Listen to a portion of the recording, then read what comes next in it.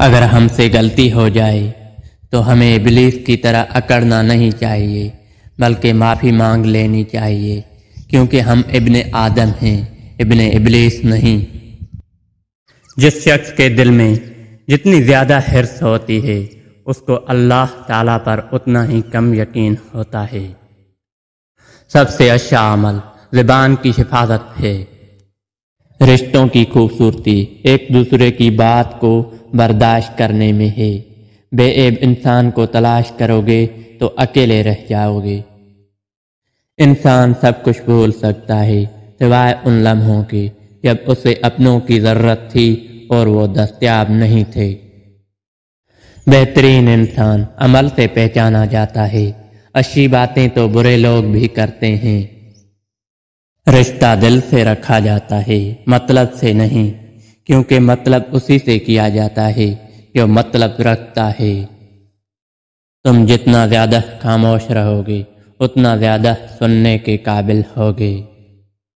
منزل حق کے لیے نماز نہایت ضروری ہے، کیونکہ نماز مومن کی معراج ہے۔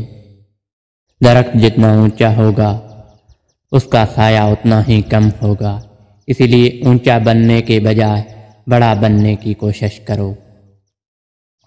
اپنی زندگی میں ہر کسی کو اہمیت دو، جو اچھا ہوگا وہ خوشی دے گا اور جو برا ہوگا وہ سبق دے گا۔ محبت سحری میں پیے گئے پانی کے آخری گھونٹ جیسی ہونی چاہیے، جس کے بعد دوسرے کی گنجائش نہ ہو۔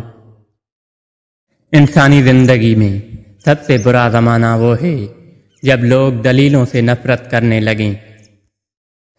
جو تکلیف تم خود برداشت نہیں کر سکتے وہ تم کسی اور کو تکلیف مت دو۔ حلال کمائی انسان کھاتا ہے اور حرام کمائی انسان کو کھاتی ہے۔ رشتے انہی لوگوں سے بناؤ جو نبھانے کی اوقات رکھتے ہوں۔ جو برداشت کا فن جانتا ہو وہ شخص زندگی کی کوئی جنگ نہیں ہار سکتا۔ انسان تو ہر گھر میں پیدا ہوتا ہے، لیکن انسانیت کہیں کہیں جنم لیتی ہے۔ اچھا وقت اسی کا ہوتا ہے جو کسی کا برا نہیں سوچتا۔ اپنی زبان کو سلام کا عادی بنا لو، اس سے دوست بڑھتے ہیں اور دشمن کم ہوتے ہیں۔